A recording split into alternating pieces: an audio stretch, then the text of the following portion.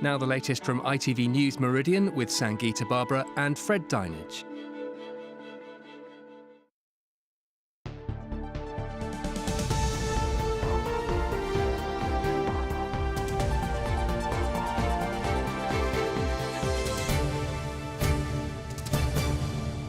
Good evening and welcome to ITV News Meridian. Tonight's headlines here in the south.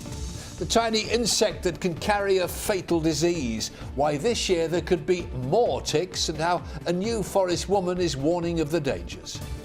Spending taxpayers' money on hotels, shopping sprees and even his divorce. The region's former Euro MEP guilty of fraud. Canine countdown, just days to go until all dogs must be microchipped. Fines for those who break the law.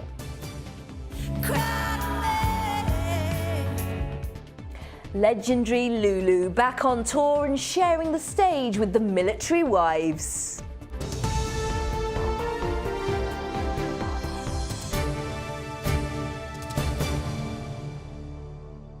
Good evening.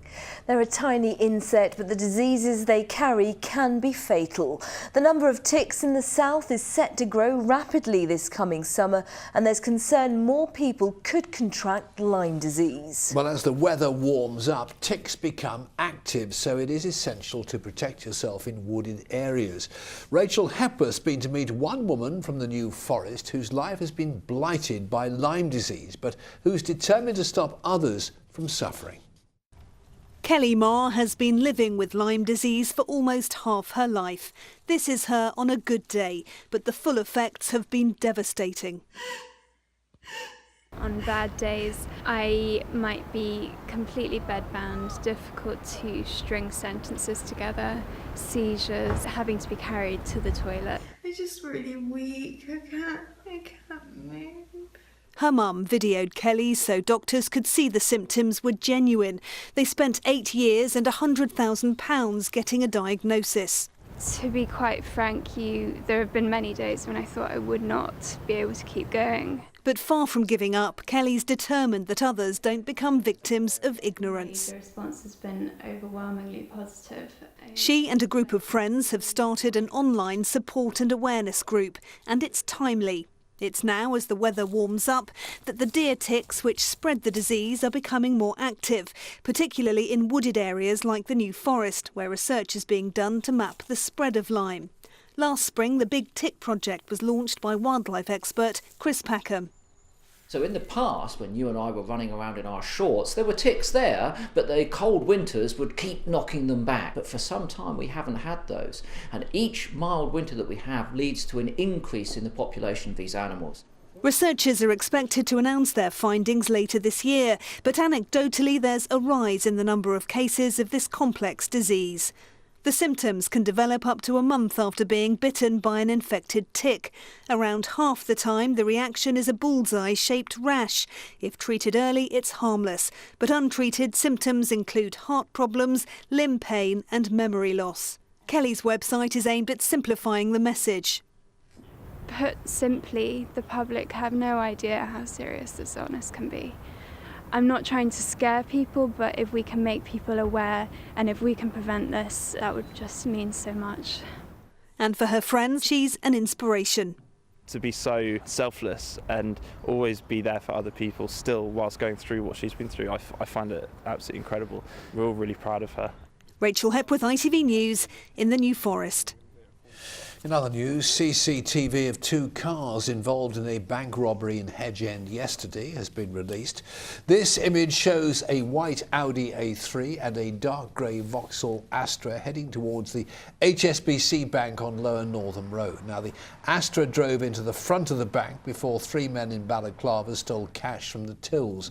Police say a steel beer barrel was left at the scene, and they're appealing for information or photos taken by eyewitnesses.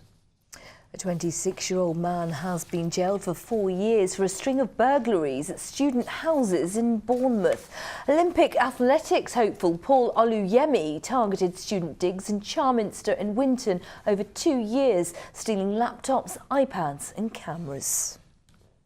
It is a very worrying statistic, but over 500,000 elderly people are abused here in the UK each year. The most common types are physical, psychological, financial and neglect. Well, now a new service is to be launched in Brighton, which aims to support victims. Charlotte Wilkins has more. 68-year-old Christine Scales was hit by a car when she was 9 years old, and it's left her with limited mobility. Over the years, she suffered emotional abuse, bullying, harassment and taunts because of her disability. Well, at first, yeah, it hurts, but then I think, how narrow can you get? As a younger woman, she was also sexually assaulted in her own home, something she's tried to block out. I'm one of those people that says, we have to get on with it, you know, and be strong and fight it. But the next person may not be as strong as me. Hey Christine, how Hi are you? Ava, I'm fine, my love. Lovely Christine day. is supported by Ava from the charity Action on Elder Abuse. She helps her to deal with the trauma she's been through. The service that we provide is very much needed. A lot of the older people over the age of, say, 70 and 80 have suffered historical abuse and have never really been able to come to terms with it or got the necessary support. I know that if I'm upset, worried about anything, Ava's there. She may not be able to help, she can talk to me. Over 500,000 older people are abused in the UK each year, and it can happen anywhere. In 2011, Orchid View Care Home in West Sussex closed after 19 people in their care suffered institutional abuse and neglect so serious that it played a part in the death of 5 residents. It only came to light when a worker there blew the whistle. Now, Action on Elder Abuse is to launch a new volunteering and befriending service in Brighton next month to help older victims who may feel they have nowhere to turn. One of the key reasons is the amount of calls we were getting from the East Sussex and Brighton area to our helpline, whether that be from victims themselves or from concerned relatives or professionals about somebody that they were supporting or were in contact with. And those sort of referrals related to financial abuse, psychological abuse and neglect. So we want to then step in. It might be a telephone call once a week from a volunteer to assist them. It might be face-to-face support as well. It very much depends on what that client wants and what their needs are. It's hoped the new service will encourage people who've suffered the way Christine has to find the courage to get help. Charlotte Wilkins, ITV News, Brighton. More than 2,000 people have signed a petition to save a nightclub in Southampton from closure. Police say they've been called to nearly 50 incidents in 15 months at Junk on London Road. The council's considering removing the nightclub's licence. Dorset Fire Service will merge with Wiltshire from midnight tonight in a move to save £6 million a year. It will become the 4th biggest combined fire service in the country, with more than 1,000 full-time firefighters. Plans for major changes to ticket offices for Southern and Thameslink trains is being opposed by the passengers' watchdog Transport Focus. The company that runs the train says it wants more staff on platforms where they can also sell tickets. Around 80 stations would be hit, including many in Sussex and Surrey. Unions claim it would mean a worse service for passengers who'd be forced to use more self-service machines. We know that the ticketing system is very complicated. Passengers will need help using the machines and finding the right product for them, and we're concerned that they won't be able to get the range of products that they can get from a ticket office on these machines. You're watching ITV News here in the Meridian region. Thank you very much for choosing us. Coming up. Time is chipping away until a big change in the law for all dog owners. We shall hear your views, both for and against. And remember, for more on all of our stories, you can head to our website itv.com/Meridian. Any views or news, call us on 0808 1010 095 or get in touch via Facebook, or you can send us a tweet at ITV Meridian.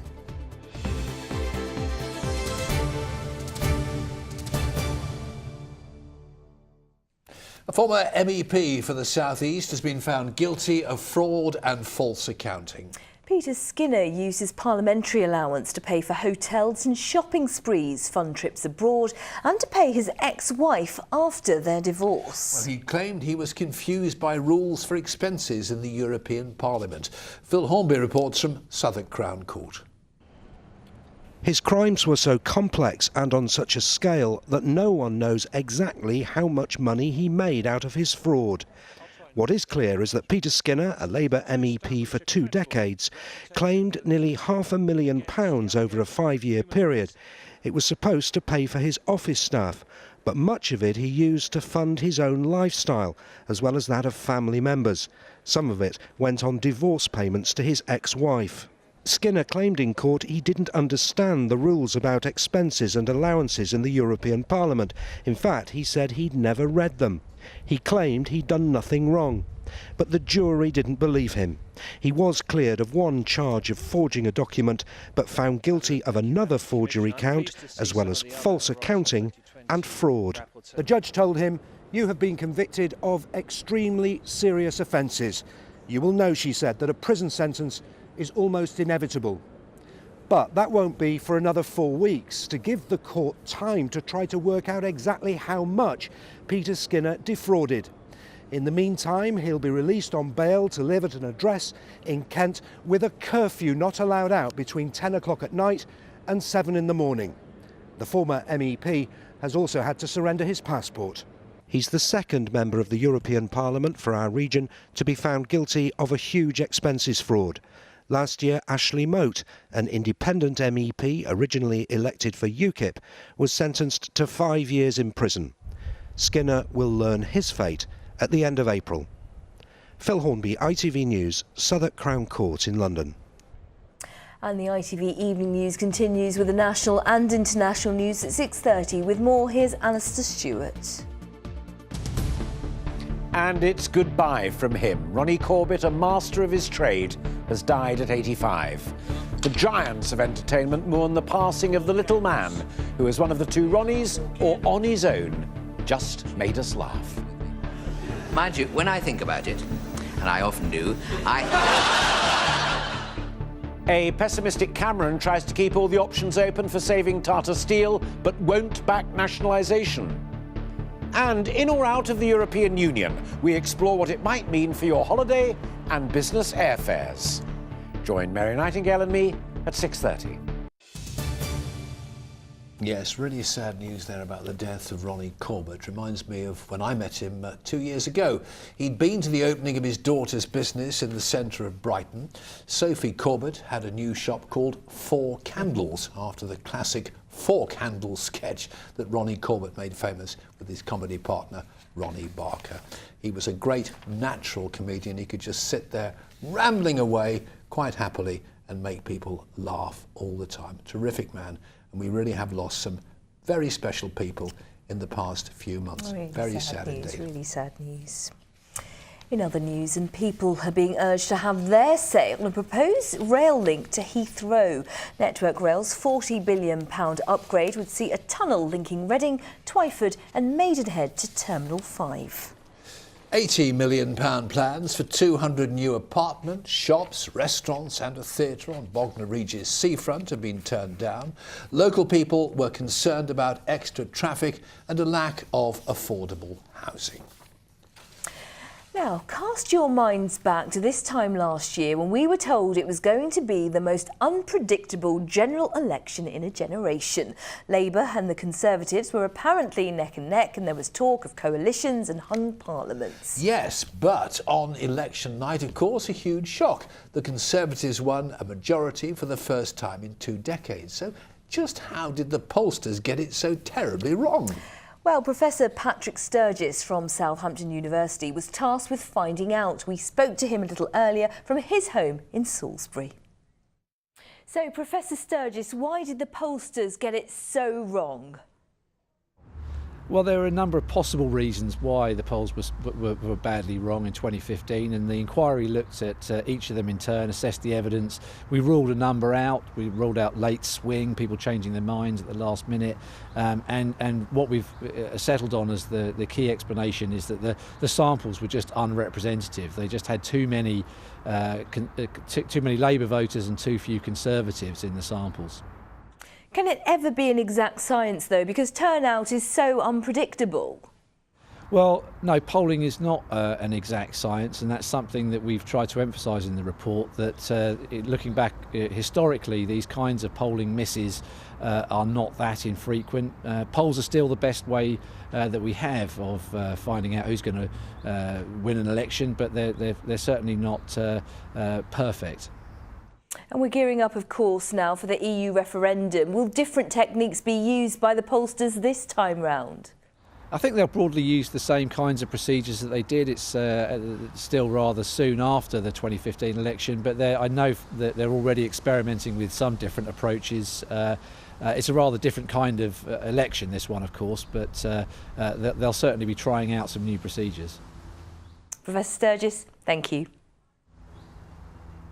From next week, all dog owners must have their pets microchipped or they could be fined hundreds of pounds. Yes, a change in the law comes in on Wednesday, making microchipping a legal requirement. It's hoped, of course, it'll help reunite owners with their animals if they get lost and relieve pressure on councils and charities who care for them. Matt Price has more.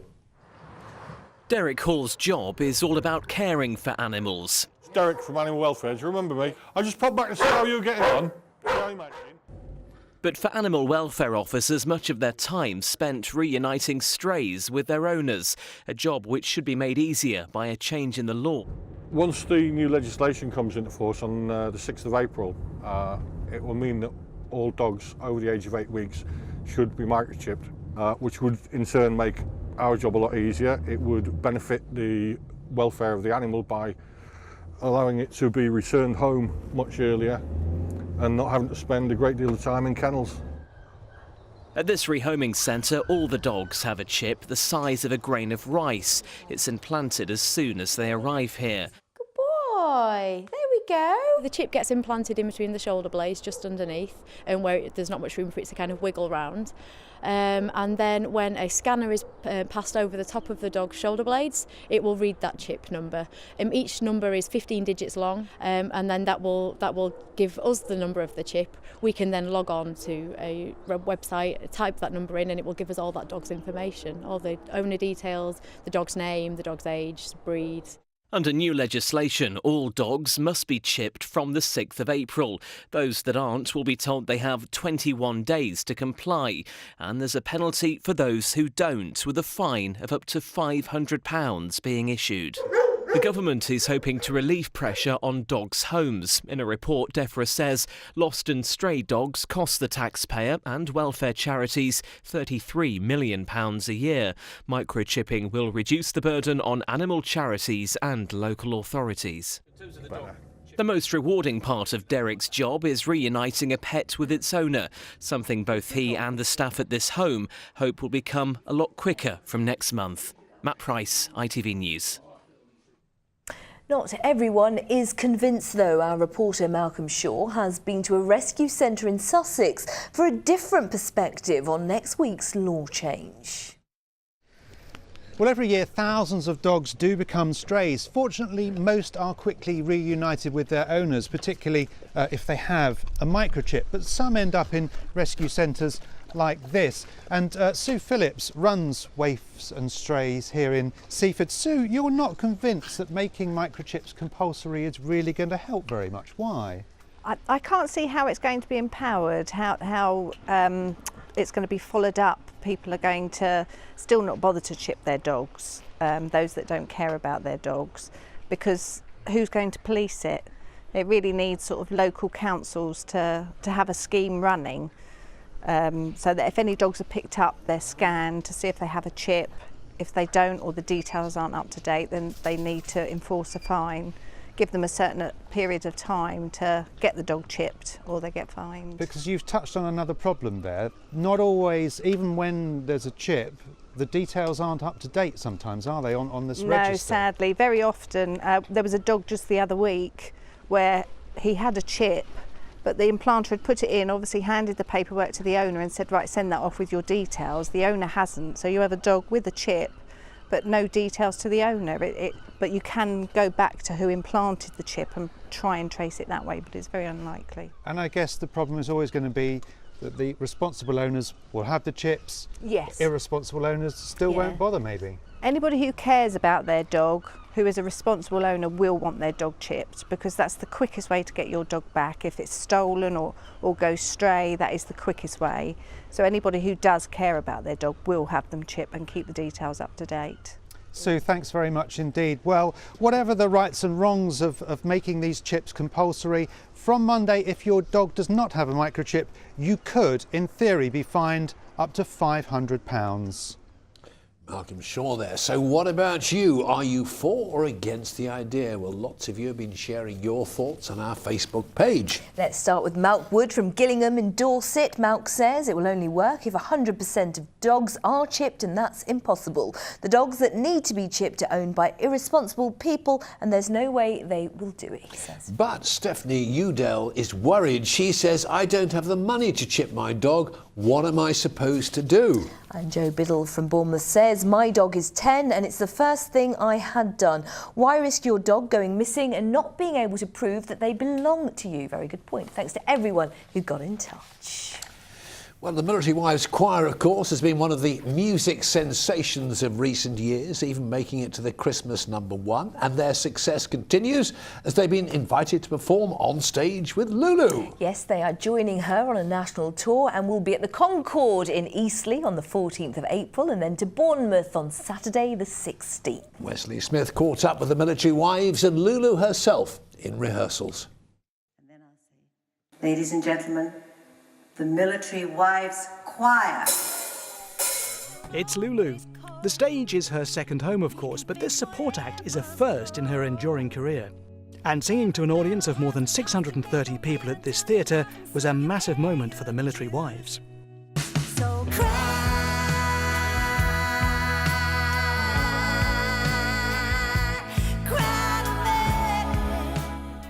They're part of the Military Wives Foundation charity with Gareth Malone as patron.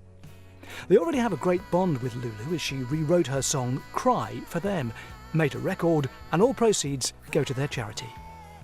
Right, here we are backstage in the dressing room. Chance to meet the Military Wives themselves, well, some of them at least anyway. So we have Michelle, Paula and Kelly with us. Firstly, what was it like to be up there rehearsing with Lulu? It was incredible. We've just had a really amazing experience, really good fun to sing with her on stage, and we're really excited about this evening. She told me she's thrilled to bits to be singing with you. Well, so she should be, because we're fantastic. Why do you do it then? What makes you want to sing in the choir like this? Personally, I think it's a familiar group that you can join whenever you move from post to post, and everybody's so supportive. You can share your ups and downs, and you can do it all through song, which we all love doing. It's kind of sobering to meet these women, and one of them said to me, you know, I don't think what we do is that special. She said, I mean, we're just housewives, we just do what we do. And I'm like, yes. But they get a standing ovation. I live for this. I absolutely have always. Everything I've ever done in my career has been in order for me to sing, to write music, to work with musicians, to perform. And this is what makes the blood course through my veins. That and my grandchildren. Are these the best days? Are the best days when you started out? Are the best days to come? I've been around the block. I've lived a life. I've been up and I've been down and I've been thrown from side to side. And that's life. You know, that's what makes you who you are. And what I've learned today is to be in the present. Do you know, when I was driving here today and I knew I was coming to speak to you, these tunes all started going through my head. And I mean, to have that effect on people, that must make you feel good. Yeah. But what you do is you use your own experience. It doesn't have to be exactly your experience, but you use your experience of life, and that's where you connect. Can't thank you enough for the time you've given us today. Pleasure, Lily. my pleasure. And thanks for all the songs and the Oh, music. thank you. Thank you. God bless. Thank you. You want to shout? Lulu, yeah, it does. Yeah. It makes you want to shout, and it makes you want to go to the weather with Helen. Helen, you've got news on the Great Garden Birdwatch. I The have results. indeed. Now, you probably remember a couple of months ago, Simon was here to launch the RSPB's Great Garden Birdwatch. Yeah. Now, today we have the results, and this is, of course, they're urging everyone across the country to monitor the birds that we have in our gardens so they can tell what's doing well, which species are in danger and in decline. So 8 million birds were recorded across the country, and here in the south, let's take a look at the details. We can reveal the top 3. So this beautiful picture, of course we have to show the pictures as well, was taken by Craig Wilson, and the house sparrow came first here in the south. Well done. Second up is the beautiful blue tit. This was Sue Knight at Iworth Pond. She spotted that one, and from there on in, third one we have is the wood pigeon. This was taken by one of our viewers, Nigel Harper. But really it's this little chap who's the biggest success story, the long-tailed tit. Now nationally, this has gone up 40%, and this is all thanks to the weather. Let's take a look why. The birds that are doing really well this year tend to be the smaller birds that we'd normally expect to lose some of over a really harsh winter. But because we've had such mild weather, a lot of those smaller species have been able to find that the insects that they need to eat, they've adapted to using garden feeders a lot more, so they're a lot more present in our gardens, which is wonderful for us to watch. But I'll pop all of the detailed results for everywhere across the south on the website, so take a look, itv.com/Meridian. And good news on the weather front. Absolutely. If you don't believe me, here she is with your forecast, Helen Plint.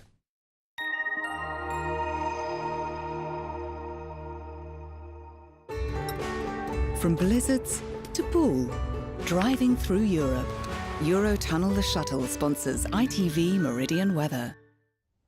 So some beautiful glowing late afternoon sun. This was the setup in Mudderford Quay, and Paul Colebrook captured the scene perfectly. And there's more where that came from. Things stay dry over the next few days. Lots of sunshine still to be had, and it'll warm up just about in time for the weekend as well. At the moment, we're dragging in this cooler southwesterly airflow, so it does mean there is a bit of a chill in the air, but things shift around in time for the weekend. And as you can see, we import this continental air, so temperatures reaching the mid-teens by Sunday.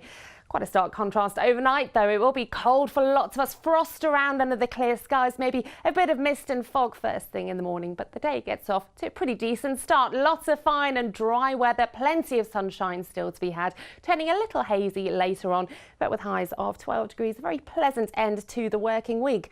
So a quick look at the high tide times for tomorrow. And in Brighton, it's high tide at 5:10 in the morning, and again just before 6:30 in the evening. And then, as I say, wow, plenty of bright weather to enjoy over the weekend, but turning messy once again to start the new working week. Bye for now. Eurotunnel the Shuttle sponsors ITV Meridian weather.